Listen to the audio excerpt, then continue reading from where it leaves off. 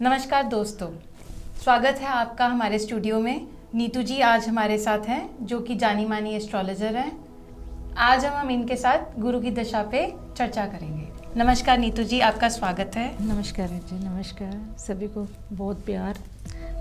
आज हम गुरु के बारे में बात करेंगे, जो गुरु हमारी ज़िंदगी का मेन महत्व देता है। कहते हैं कि गुरु बिना ज्ञान नहीं, गुरु बिना गत नहीं, और बिना गुरु के हम कुछ भी नहीं। कि अगर गुरु हमारा अच्छा है तो हम ज़िंदगी में बहुत अच्छे उतरेंगे, अगर गुरु अच्छा नहीं है तो हम ज़िंदगी में कभी भी सफल नहीं हो पाते।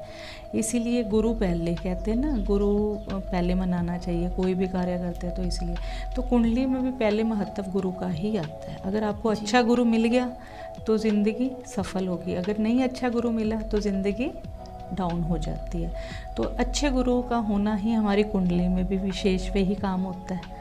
चाहे इंसानियत तौर पे लगा लो, चाहे कुंडली के तौर पे लगा लो, हमें अच्छे गुरु की तलाश रहती है। तो अच्छा गुरु हमारी ज़िंदगी में हमारा रंग ढंग, रहना सहना सब बदल देता है।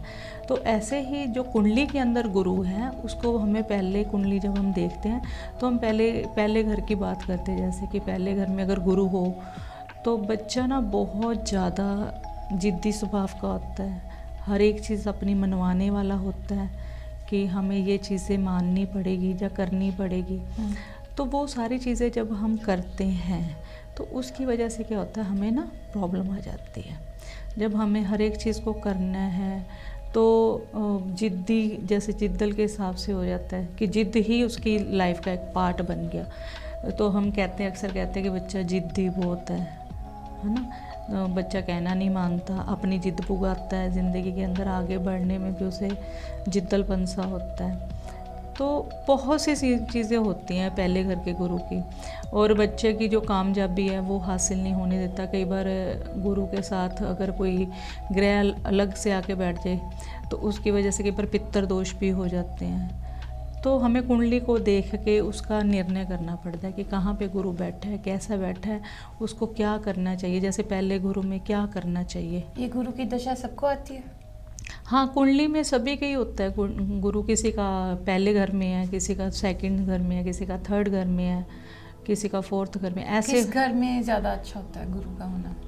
गुरु का अगर हम देखा जाए बहुत अच्छा, अगर हम माना जाए तो फोर्थ घर का मैं समझूंगी कि बहुत बढ़िया होता है। अगर पहले घर का गुरु भी अच्छा होता है, क्योंकि हमें पहला ज्ञान ही गुरु देता है। तो उसके बीच में बस स्वभाव अपने अपने होते हैं, क्योंकि नेचर अलग अलग होती है ना हर एक गुरु की। क्योंकि अगर हम पहले घर की जैसे हम बात ही कर रहे हैं तो उसके अंदर क्या होता है, बच्चा देखो कामयाबी के बुलंदी पे भी चढ़ जाता है, पढ़ना भी शुरू कर देता है, पढ़ाई भी बहुत अच्छी होती है, लेकिन फिर भी कहीं ना कहीं कोई ना कोई प्रॉब्लम होती है ना।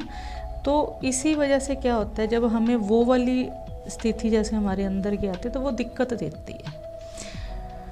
जैसे कि अब पहले घर का गुरु का लगा लो कि अगर बच्चे का पहले घर का गुरु है तो अगर बच्चे ने बीए ना की होगी तो भी इंसान की जो लाइफ है डाउन चली जाएगी। अगर बच्चे ने बीए कर ली, बीए करने के बाद उसकी जो कामयाबी है वो हासिल हो जाएगी। और कई घर में क्या आता है कि गुरु होने के बावजूद भी बच्चा पढ़ाई नहीं कर पाता, किसी ना किसी वजह से। कई बार कोई ना धागे तवीत ले आती हैं माएँ, अपने बच्चों के गले में डाल देती हैं, तो उससे क्या होता है, उसका वैसे ही जो गुरु का पर्वत होता है वो डाउन हो जाता है। सेकंड नंबर पे क्या होता है, जो गुरु होता है उसका महत्व ये होता है कि हमें जो गुरु की दशा के बारे में हम माने। जैसे पहले घर का हम जैसे कह रहे हैं पहले घर में, तो उसमें क्या होता है, जैसे धागे तवीत है तो उसके जैसे कि लाइफ डाउन पोल पे चलेगी, उसके बाद उसकी लाइफ को सेटल करना मुश्किल हो जाता है, क्योंकि किसी को पता ही नहीं कि हमें यहाँ पे करना क्या चाहिए। जैसे अब कई लोग क्या करते हैं, तुलसा जी लगा लेते हैं, पहले घर का गुरु होता है तो वो भी उनको नुकसान करता है। कईयों के घर में पहला गुरु होता है तो वो ऊन के गोले होते हैं ना लपेट के, वो रख लेते हैं, तो उनका जो बंधन है वो ज़िंदगी का बंध जाता है। और कई बार पहले घर का गुरु होता है तो ये लाइफ जो होती है वो आगे नहीं बढ़ती। यानी कि कहने का मतलब किसी को वो पता ही नहीं चलता। जैसे चुन्नियाँ, अच्छा होता है कि बुरा होता है? अच्छा भी होता है। अगर बीए कर ली तो अच्छा ही है, अगर बीए नहीं की तो पितर दोष है कि बच्चा पढ़ना चाह रहा है। अच्छा, गुरु की दशा में पितर दोष है? हाँ, तो घर के अंदर जैसे घर का जो वातावरण है ये पिछले माहौल का जाता है, जैसे बैक चले जाओ, क्योंकि पिछले कर्मों का तो संबंध हमारे साथ साथ चलेगा ना, है ना। तो वो सारी चीज़ें हमें करनी पड़ती है। कहीं कहते हैं जैसे कि हमारे ऊपर 4 दशाएं आती हैं, तो उसमें एक राहु की दशा होती है, फिर उसके बाद गुरु की दशा आती है, और वो अच्छी मानी जाती है। उस पे आप थोड़ा सा बता दो। देखो, जैसे गुरु के साथ अब राहु बैठ गया, है ना, पहले घर का अंदर बैठ गया, तो भी इंसान की जो लाइफ है वो ठीक रहती है, लेकिन कहीं ना कहीं उसको दिक्कत आती है, क्योंकि गुरु के साथ राहु बैठ गया। बैठने से क्या हो गया, उनकी लाइफ में कुछ अगर उनका कार्य उसके हिसाब से ना हो, क्योंकि हमने एक गुरु नहीं देखना ना, हमने उसकी पूरी कुंडली को देखना है कि उसका चंद्रमा कहाँ बैठा है, उसको कितना सपोर्ट कर रहा है, कहीं उसको कोई दिक्कत तो नहीं दे रहा। तो ये सारी चीज़ें हमें देखनी पड़ती है कि गुरु का स्टेज कहाँ पे जाके किस लेवल पे उसको ख़राब कर रहा है। तो इसके लिए मतलब अगर जैसे गुरु की दशा के हिसाब से फिर आप उसके उपाय वगैरह हाँ, बताते उसके हो कि उपाय पूजा होती है? नहीं, उपाय भी होते हैं। जैसे अब पहले घर का गुरु लगा लो, अब पहले घर में सिर्फ गुरु बैठा है, तो इंसान को ये तो पता होता है कि पड़ा है, लोग कुंडली उठा के देख लेते हैं, मेरे घर में पहले घर में गुरु पड़ा है तो हम ये कर लेते हैं अपनी मर्जी से। लेकिन इसका अगर हम सिंपल सा अगर इसका उपाय देखें तो सिंपल सा उपाय होता है कि गले में अपने गोल्ड की चैन है तो वो डाल लीजिए, नहीं तो धागा डाल लीजिए। तो ऐसी छोटी छोटी स्थिति से इंसान के ग्रह ठीक हो जाते हैं। और बाकी कई चीज़ें होती हैं, उसकी कुंडली देख के पता चलता है कि इनके घर के अंदर पिछला कोई योग तो नहीं चल रहा, अगर चल रहा है तो उसकी वजह से हमें कोई प्रॉब्लम तो नहीं आ रही। तो ये सारी चीज़ें हमें करती हैं। नीतू जी, आप हमें ये बताइए कि अगर गुरु की दशा अच्छी हो तो उसका बच्चे पे क्या प्रभाव पड़ता है, और अगर बुरी हो, अगर नीच का हो तो उस पे क्या प्रभाव पड़ता है? अगर जैसे गुरु अच्छा है हमारा, तो उसके अंदर हमारे जो घर के प्रभाव हैं वो सब अच्छे ही होंगे, नेचुरली है। अगर अच्छा है तो अच्छी अच्छी बातें होंगी, बच्चे अच्छे पढ़ लिखे जाएंगे, बच्चे ज़िंदगी में तरक्की कर जाएंगे, बच्चों का हर एक जगह पे जब कोई भी सामना होगा तो वो अच्छा कार्य करेंगे, ये चीज़ होती है। तो उसके काम अपने आप बनते जाएंगे, तो उन्हें कुछ करने की ज़रूरत ही नहीं पड़ती। क्योंकि अगर हमारी लाइफ अच्छी चल रही है, एक बात है, हम चाहते हैं कि हमारी लाइफ बहुत अच्छी चल रही है, हमें किसी से पूछने की ज़रूरत ही नहीं है ना।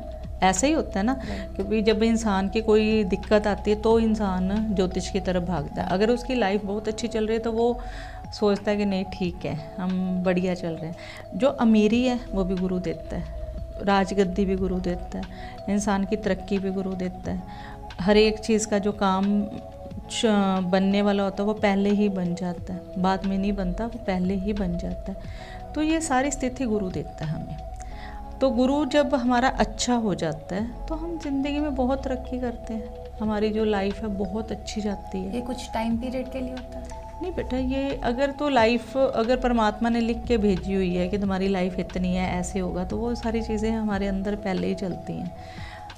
अगर हमारी लाइफ के अंदर कोई दिक्कत आ रही है या उसके साथ कोई ग्रह ऐसा आके बैठ गया, तो उसकी वजह से जब गुरु डिस्टर्ब होता है फिर उसकी लाइफ में क्या होता है, जैसे अच्छा हो गया तो क्या हुआ, तरक्की हुई, पैसा आया, धन दौलत आई, हर एक चीज़ उसके पास है, उसके टाइम आने से पहले उसकी तरक्की हो गई, है ना। तो ये सारी चीज़ें होती हैं। अगर गुरु के साथ जैसे कोई ग्रहों की वजह से उसका गुरु खराब हो रहा है, तो उसकी जो दिक्कत आएगी, जो उसकी परेशानी आएगी, वो ये है उसके काम बनते बनाए बिगड़ जाएंगे। गुरु हर एक बंदे की कुंडली में बैठा होता है, किसी का आगे, किसी का जैसे कि 1 से 12 तक के, है ना। तो उसके बीच में अगर जैसे हम पहले घर की बात करें तो अगर गुरु यहाँ अच्छा है तो उसकी तरक्की होगी, सब कुछ मिल गया। अगर उसका गुरु नीच का है तो नेचुरली उसको कुछ नहीं मिलेगा, वो सोचेगा कि मेरे पास ऐसा क्या नहीं है। क्योंकि ये जो गुरु की स्टेज है ये हमारे पिछले कर्मों के हिसाब से चलती है कि हमारे पितरों ने क्या काम किए, कहाँ पे हमारे रोकथाम हुई, या कैसी कैसी स्थिति हमारे घर पे आई, ये सारी चीज़ें होती हैं। तो अगर उनकी स्थिति में जैसे हम कह दें कि पितृदोष आ गया या लाइफ के अंदर बहुत सी ऐसी चीज़ें आ गई, तो उससे क्या होगा, उनका गुरु उनको नुकसान देना शुरू कर देगा। अगर गुरु अच्छा है तो इंसान की तरक्की अपने आप ही होती है, कि किसी के कहने पे नहीं होनी है, उसको अपने आप परमात्मा ने देनी है। ये फ़र्क हो जाता है। गुरु में गुरु आएगा, आपकी प्रॉपर्टी बनेगी, आपको अच्छा मुनाफा होगा। अगर गुरु में शनि आ गया तो कहीं ना कहीं से आपको फॉर गिफ्ट प्रॉपर्टी भी मिल सकती है। या किसी के कोई गिरा पड़ा है सपोज, है ना, जब गिर गया कोई इंसान तो उसको आपको ने उठा लिया, उठा के उसकी सेवा ही कर दी एक तरफा से। जैसे छठे में शनि आ गया, गुरु अगर सेकंड में हो गया, तो ये दोनों का अगर मिलन हो गया, सपोज आप गिरे किसी बंदे की सेवा कर दी, वो बंदा मर गया, उसके बाद वो हो सकता है सारी प्रॉपर्टी आपके नाम कर जाए। ऐसी स्थितियाँ होती हैं। दर्शकों, ये थी हमारी बातचीत नीतू जी के साथ गुरु के विषय पे। हमने जाना कि गुरु का क्या क्या प्रभाव होता है हमारी कुंडली में। बातचीत का ये सिलसिला आगे भी जारी रहेगा। आज के लिए हमें इजाज़त दें। धन्यवाद। Thank you Neetu ji.